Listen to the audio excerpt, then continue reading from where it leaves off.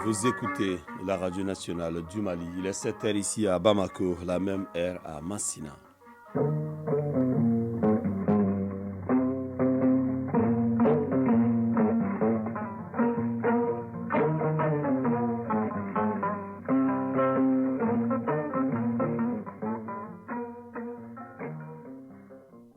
Le journal Fousseni Tunkara.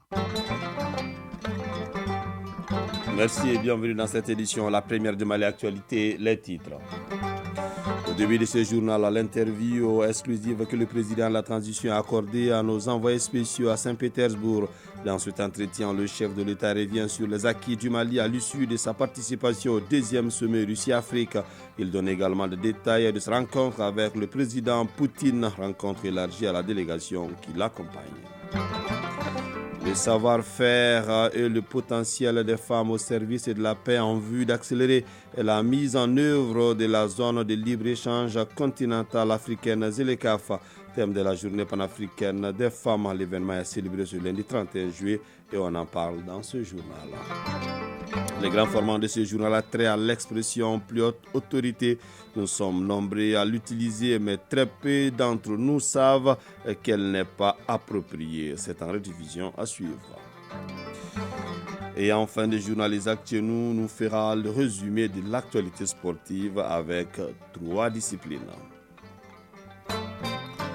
Nous sommes heureux de vous compter parmi nous. Bonjour et bienvenue dans ce journal. Interview exclusive que le président de la transition a accordé à nos envoyés spéciaux à Saint-Pétersbourg. Dans cet entretien, je vous l'annonçais tout à l'heure, le chef de l'État revient sur les acquis du Mali à l'issue de sa participation au deuxième sommet Russie-Afrique. Il donne également des détails de sa rencontre avec le président Poutine, rencontre élargie à la délégation qui l'accompagne. Au cours de cet entretien réalisé par Yaya Konaté, Adama Kamara et Abdul Salam Bambara, des annonces ont été faites, notamment la création d'une compagnie aérienne russo-malienne. Suivons. Tout d'abord, je tiens à remercier le président Vladimir Poutine de m'avoir invité pour ce deuxième sommet Russie-Afrique et pour l'accueil qui a été réservé à ma délégation. Et comme vous le savez, la Russie a été toujours un partenaire historique et traditionnel du Mali depuis l'accession de notre pays à l'indépendance. Cela dit aussi que nous partageons un certain nombre de valeurs avec la Russie, et notamment la non-ingérence dans les affaires internes, le respect de la souveraineté des deux États et surtout la prise en compte des intérêts de nos différentes populations. Donc j'ai eu plusieurs fois le président Poutine au téléphone et nous avons échangé sur plusieurs questions. Et c'est la suite de cela qui m'a vraiment adressé cette invitation. Donc il était de mon devoir d'honorer mon engagement par la présence d'une forte délégation malienne composée des ministres, des opérateurs économiques et surtout aussi les membres du CNT. Vous avez donc pris part ici à ce deuxième sommet Russie-Afrique. Quelle est l'importance et quels sont les enjeux de ce sommet avec le forum économique et humanitaire, bien évidemment, pour l'Afrique et pour le Mali? L'enjeu de ce sommet, c'est d'abord de construire, de consolider un partenariat stratégique gagnant-gagnant dans les différents domaines, notamment dans le domaine économique, l'agriculture, le commerce, dans le domaine aussi de l'enseignement supérieur et de la recherche scientifique, et dans le domaine politique et surtout aussi sécuritaire. Donc nous, pour le Mali, on avait déjà anticipé depuis les sanctions illégales, illégitimes et inhumaines de la CEDEAO contre la population malienne. Donc on avait dépêché plusieurs missions ici en Russie. Et ces différentes missions ont eu à travailler dans différents domaines, notamment dans le domaine de l'agriculture par la fourniture des intrants tels que les engrais, aussi dans le cadre du transport, notamment la relance du chemin de fer. Ensuite, on est en train de travailler dans le cadre de la création d'une compagnie aérienne avec la Russie. Donc dans le domaine sécuritaire, comme vous le savez déjà, on a eu à bénéficier de la livraison de plusieurs aéronefs et cela va encore continuer. Donc en tout et pour tout, pour l'enjeu pour le Mali, c'est encore de diversifier et d'intensifier cette coopération avec la Russie. Et au-delà de ça, la Russie aussi avait, lors du premier sommet, avait déjà convenu avec certains partenaires effectivement de développer le commerce et aussi l'aide humanitaire en fonction de son partenaire avec ses différents alliés. Mais force est de reconnaître qu'il y a eu des difficultés par rapport à ces différents sujets qui ont été discutés, à commencer par la pandémie de la Covid-19 qui a fait que beaucoup de pays n'ont pas pu être ravitaillés. Il y a eu aussi la vie chère. Donc cela a impacté sur le coût du pétrole, le coût des intrants. Et cela a impacté négativement tous les secteurs. Donc aussi il y a eu l'opération spéciale de la Russie en Ukraine, aussi qui a impacté tous ces secteurs vitaux. Donc il était du devoir de la Russie de faire un retour d'expérience, de voir avec ses partenaires comment créer de nouvelles routes de ravitaillement, parce que suite à la sanction des différents partenaires contre la Russie, effectivement, cela a amené certains partenaires de bloquer les dons livrés par la Russie. Donc, il s'agira de revoir encore comment créer de nouvelles routes pour le ravitaillement de ces différents alliés. Donc le cadre humanitaire se situe dans ces cadres. Comme vous le savez, le monde a beaucoup évolué, le monde change et il faudra très vite identifier vos intérêts et identifier avec quel partenaire vous pouvez accéder à vos intérêts dans le cadre du respect mutuel et dans le cadre du respect de la souveraineté de votre pays. Donc aujourd'hui, la Russie demeure le partenaire fiable, le partenaire sincère et le partenaire engagé effectivement à répondre aux aspirations des populations maliennes. Donc, raison pour laquelle nous avons développé un certain nombre de secteurs tels que le secteur de la sécurité. Et c'est là en train de continuer. Et pour ce sommet encore, nous allons renforcer tout ce qui est équipement, tout ce qui est coopération militaire. Mais aujourd'hui, comme on le dit, sans sécurité, il n'y a pas de développement. Comme sans développement aussi, il n'y a pas de sécurité. Donc les deux phénomènes sont liés. Une raison pour laquelle maintenant, pour cette dernière phase de la transition, le Mali a orienté à développer le secteur économique. Raison pour laquelle nous avons surtout travaillé sur le plan de l'agriculture, sur le plan commercial et aussi sur le plan du transport. Comme j'ai tantôt dit, nous allons encore développer. On a fait la relance du chemin de fer. Il y a encore d'autres qui sont prévus. Mais aussi, nous allons développer aussi avec la Russie une compagnie aérienne russo-malienne. Donc, c'est des procédures que nous allons suivre. Peut-être ça va prendre un peu de temps, mais ce sont des résultats qui seront entendus, voire une accélération de nos engagements dans ces différents domaines, le domaine de l'enseignement supérieur et de la recherche scientifique, le domaine sécuritaire, le domaine du commerce, et aussi dans le domaine politique. Voilà à peu près les résultats qui sont attendus. Il s'agira pour chaque ministère encore de suivre nos engagements, ce dont on a discuté, et à un niveau plus élevé, s'il y a des difficultés, nous allons échanger entre nous au niveau des différents présidents. Mais tous les gérants sont posés maintenant.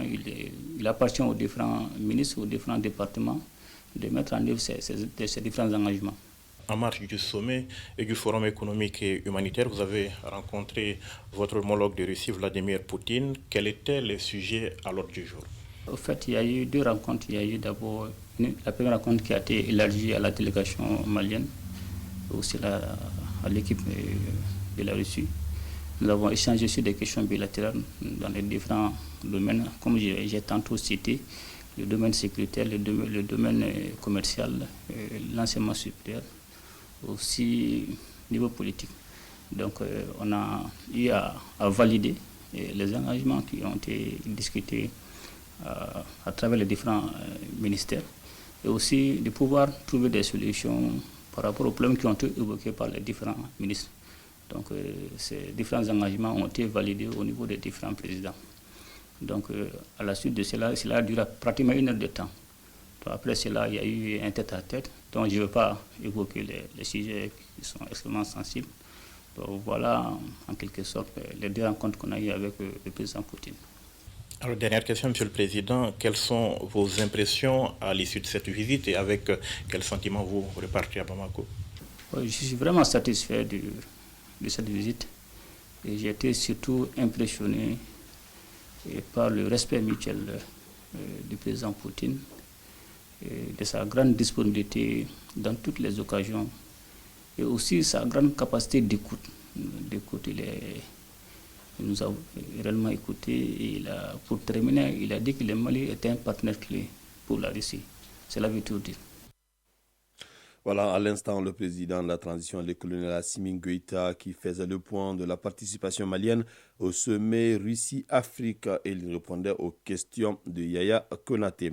Après le sommet Russie-Afrique, le président de la transition, le colonel Assimi Goïta, a assisté hier aux côtés de Vladimir Poutine, le président de la Fédération de Russie, à une parade navale à Saint-Pétersbourg. Près de 50 navires de surface et sous-marins et environ 3000 marins ont pris part à ce défilé. Cette journée de la flotte russe a été largement célébrée à travers le pays.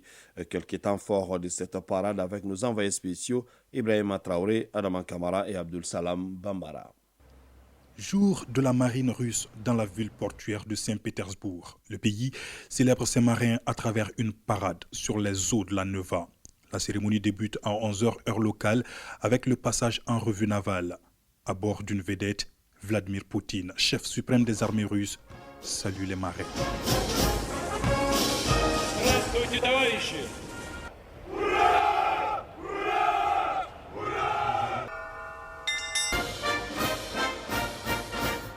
Le défilé mobilise plus de 3000 marins, une cinquantaine de navires de guerre et sous-marins. La Russie présente à la face du monde sa puissance de feu et sa force de frappe. L'ouest de l'Atlantique a procédé à des tirs de missiles hypersoniques Zircon et a participé à des exercices avec les forces navales.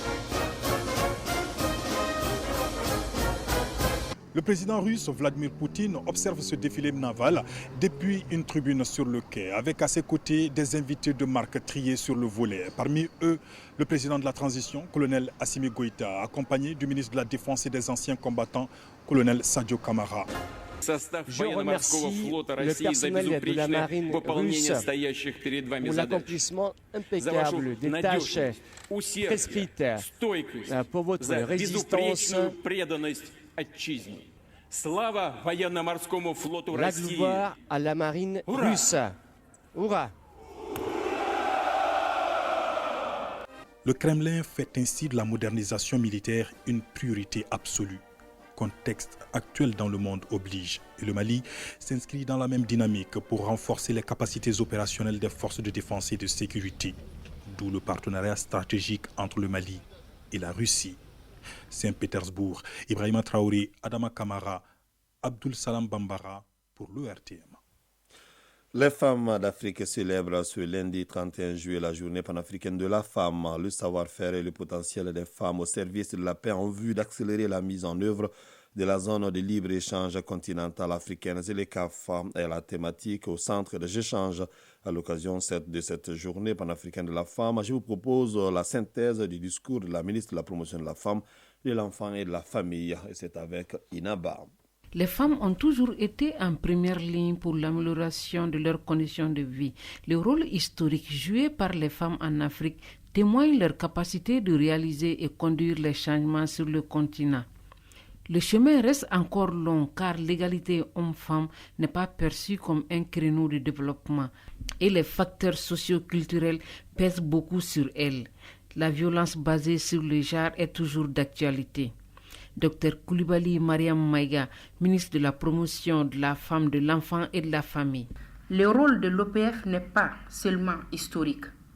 Il s'inscrit dans la continuité en vue d'améliorer les conditions de vie de la femme, d'assurer son intégration aux organes de prise de décision à travers une meilleure utilisation de ses compétences et faire ainsi de l'Afrique un continent de prospérité, de liberté, de démocratie, de paix et de justice. Cette année 2023, la journée est célébrée sous le thème « Le savoir-faire et le potentiel des femmes au service de la paix en vue d'accélérer la mise en œuvre de la zone de libre-échange continentale africaine ZLECAf ». Ce thème vise à amener les États membres à accélérer sa mise en œuvre. Dr Coulibaly Mariam Maïga, ministre de la Promotion de la Femme, de l'Enfant et de la Famille.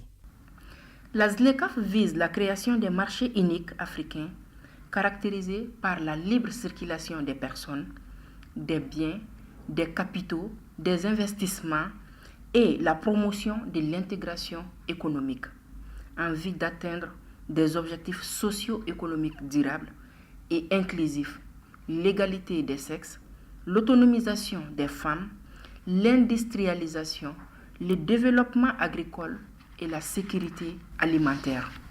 L'Organisation panafricaine des femmes a été créée le 31 juillet 1962 à Dar es Salaam en Tanzanie. De nos jours, c'est le Mali qui assure la fonction de vice-présidence de l'organisation.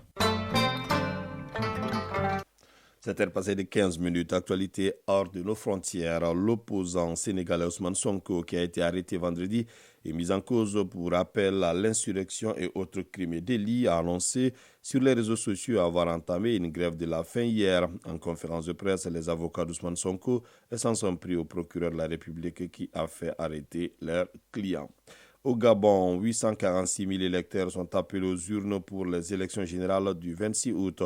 Ce chiffre a été révélé hier dimanche par le ministre de l'Intérieur lors de la cérémonie de remise des listes électorales au président du Centre gabonais des élections. Le Gabon n'a plus que 26 jours pour tenir dans les délais constitutionnels les scrutins du 26 août, à savoir l'élection présidentielle, législative et locale. Ce week-end, société civile et opposition ont appelé à l'arrêt du processus électoral qu'elles jugent mal préparé.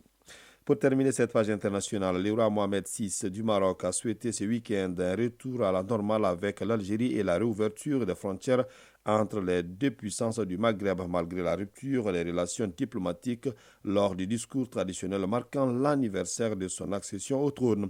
Les frontières sont fermées depuis 1994 et l'Algérie a rompu ses liens diplomatiques avec le Maroc en août 2021, accusant Rabat d'actes hostiles, une décision complètement injustifiée selon Rabat. Depuis, les deux voisins entretiennent des relations écœurantes dans un contexte de rivalité rationnelle exacerbée par leurs batailles sur le territoire disputé du Sahara occidental. Et depuis près de 50 ans, un conflit armé y oppose le Maroc aux indépendantistes du Front Polisario, soutenu par l'Algérie. Rabat prône un plan d'autonomie sous sa souveraineté exclusive, tandis que le Polisario réclame un référendum d'autodétermination sous l'égide de l'ONU.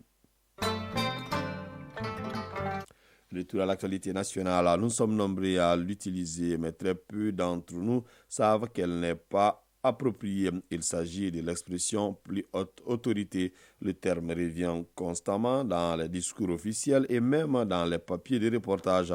Pourtant, les plus hautes autorités ne sont pas une formule administrative, encore moins journalistique. En lieu et place, il faut plutôt utiliser le président de la République, le premier ministre ou le gouvernement. Le grand format du lundi en rediffusion nous aide à comprendre le phénomène. Il est signé Bourama Traoré et Mfali Sidibé. Des plus hautes autorités. Des plus hautes autorités. Les plus hautes autorités. Plus hautes autorités. Si l'expression n'est pas nouvelle, elle occupe aujourd'hui une place incontournable dans les langages courants.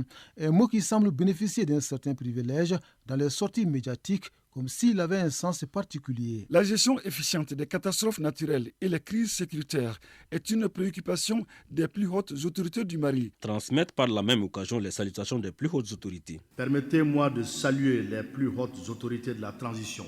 Les deux passages aux Nations Unies attestent le patriotisme avéré des plus hautes autorités du pays. Je voudrais également vous témoigner toute notre gratitude et celle des plus hautes autorités que je représente ici. Le préfet Abdul Nasser Maïga a exprimé au nom des plus hautes autorités du pays toute sa gratitude. Ils sont politiques, responsables du département ministériel ou encore simples citoyens à faire prévaloir les termes, comme Yagouba Traoré et Mahamadou Touré, tous deux journalistes qui ont aussi en commun l'usage constant du terme plus hautes autorités. Ça ressort beaucoup plus dans les discours. Quand on écrit, il faut écrire pour être compris. Donc, quand tu mets les plus hautes autorités, à mon avis, les gens comprendront qu'il s'agit là des premiers responsables du pays. C'est une expression administrative, mais utilisée par les journalistes, parce que moi-même je l'ai utilisée plusieurs fois dans mes papiers de reportage, dans les communiqués de presse qu'on nous donne souvent. Bon, je l'ai utilisé. Dans les discours officiels, les papiers des journalistes, le terme ravit parfois la vedette et connaît un effet d'insistance. Plus hautes autorités, les utilisateurs ont leur propre conception de l'expression. Amadou Salah Touré et Sada Alassane Maïga nous l'expliquent. Pour nous, les plus hautes autorités, c'est des gens qui dirigent vraiment le pays, en commençant par le président de la République et le gouvernement. Vous allez voir très généralement, le ministre envoie quelqu'un pour le représenter. Le président lui-même envoie souvent quelqu'un pour le représenter. Ce sont des plus hautes autorités. Moi, ce que j'entends par les plus hautes autorités, je vois le président d'abord, je vois ses ministres, les gens qui occupent les hautes places. Ça peut être un signe de respect envers le président, envers ses ministres et autres. Bien que les termes soient à la mode, rares sont ceux qui lui donnent un contenu réel. Pour beaucoup, les plus hautes autorités se résument tout simplement à certaines institutions de la République. Je pense que les plus hautes autorités, pour moi, c'est les premiers responsables du pays. Entendez par là le chef de l'État, les premiers ministres, les différents ministres. Les plus hautes autorités, cela veut dire les gouvernants, par exemple, les différents ministres du sommet jusqu'en bas de l'échelle. Je pense que c'est ce qu'on appelle les plus hautes autorités. En revanche, d'autres professionnels ou simples citoyens semblent opter pour la précision et la concision tant au niveau de l'écrit que de l'oral, à l'image d'Amadou Salah Touré qui préfère appeler les chats par son nom. Le président de la République, le chef du gouvernement ou bien les ministres de tel département. En réalité, l'appellation plus hautes autorités est perçue comme inappropriée dans la désignation des gouvernants. Le constitutionnaliste Magamoussa Sissoko va plus loin. Pour lui, l'expression n'a aucun sens. Il s'agit d'une question effectivement d'actualité parce que de plus en plus ce terme est utilisé alors qu'en fait ça ne veut rien dire en fait. Autorité, ça s'adresse à des personnes morales mais pas des personnes physiques. La haute cour de justice, la HAC par exemple, la haute autorité de la communauté. Donc en fait, haute autorité ne peut concerner que les institutions. Mais les personnes physiques, ça ne veut rien dire. Mais effectivement, c'est passé dans le langage courant de plus en plus, tout le monde l'utilise, à mauvais escient malheureusement. En bon français, ça ne veut rien dire. Ne dites plus hautes autorités, mais plutôt le président de la République, le Premier ministre ou encore le gouvernement. N'est-ce pas là quelque chose de plus précis et de plus compréhensible? Magamoussa Sissoko est constitutionnaliste. Par exemple, dans le domaine de la justice, la plus haute juridiction, c'est la Cour suprême. C'est les institutions qui sont au sommet de la hiérarchie qui sont les hautes autorités. Mais ce n'est pas les personnes physiques, quoi. Les personnes physiques, on ne peut pas les appeler les plus hautes personnalités. Si on prend les personnes physiques, le plus haut personnage de l'État au Mali, c'est le président de la République. Il faut dire le président de la République, simplement. Après le président de la République, il y a le Premier ministre. Ensuite, il y a l'Assemblée, le président de l'Assemblée. En fait, dans l'ordre protocolaire, ils sont les présidents des institutions viennent avant les ministres. La haute autorité n'existe pas. Les hautes personnalités, oui. Dans une république, le président est au sommet de la pyramide. Donc, il n'y a pas plus haut que lui. Lui ne peut pas dire les plus hautes autorités. Quand c'est le Premier ministre qui parle, c'est plus simple de dire selon les instructions du président de la République qui est au-dessus de lui. Les plus hautes autorités, ça ne veut strictement rien dire et ça ne signifie rien. Faut-il alors ignorer définitivement les termes plus hautes autorités dans les discours officiels et papiers de reportage? Chacun a certainement la réponse. Quoi qu'il en soit, mieux vaut appeler un chat chat.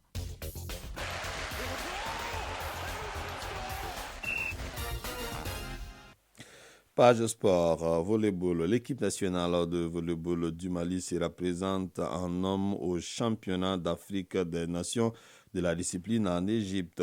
Basketball, la 13e journée du championnat national de première division qui prend fin ce lundi. 4 rencontres seront à l'honneur. Handball, le championnat national, la compétition se poursuit dans la salle Abdallah Aïdara du 26 mars avec la cinquième journée dans le groupe A. Le résumé de l'actualité sportive avec Isaac Thierry. Championnat national de handball, la compétition se poursuit dans la salle Abdallah Aïdara du stade du 26 mars avec la 5e journée du groupe A. Sur les hommes, le Buton de Ségou recevra l'AS Commune 2, l'AS Mandé affrontera le centre Maïga de la base et le Djibouti de Mopti sera opposé au Mamara de Kati. En ce qui concerne les dames, la police jouera contre le centre Maïga de la base et le COL, croisant le fer avec le COM. Hier, dans le groupe B, au compte de la 4e journée, en ce qui concerne les hommes, la police a gagné devant le centre Maïga de la base 61-29.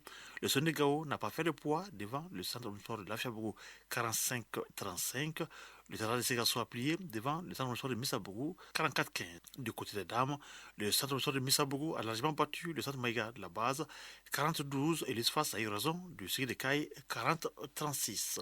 Afro-Basket Senior Dames, hier le Mali a battu le Sénégal 72-49. L'Angola a dominé le Rwanda, pays hôte 74-68. L'Égypte a plié devant le Nigeria 83-65 et le Cameroun l'a emporté face à la Guinée-Conakry 70-50. Sur le plan national, la 13e journée du championnat national est en cours.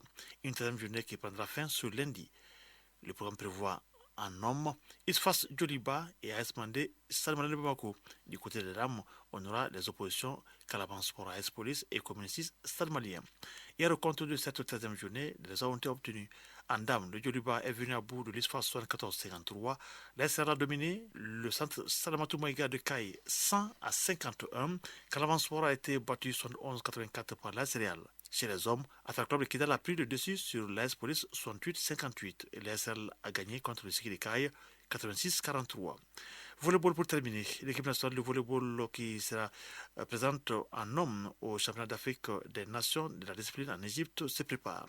Le Mali donc peaufine sa préparation pour le championnat d'Afrique des Nations avec les moyens de bord. Les aigles volleyeurs entendent faire mieux que l'édition de 2021 où ils avaient terminé 10e sur 17. Les joueurs eux-mêmes sont conscients de la tâche qui les attend. 7h passées de 26 minutes, c'est donc la fin de cette édition qui vous a été présentée par Fousséni Tunkara. Mamadou Bedialo a assuré la connexion technique. La mise en ligne a été assurée par Aziz Koulibaly. Une édition coordonnée par Ousmane Dao. Restez connectés tout à l'heure la page météo avec Mamadou Keïta et les avis et communiqués avec Fousséni Diara. Prenez bien soin de vous, que le bon Dieu nous protège.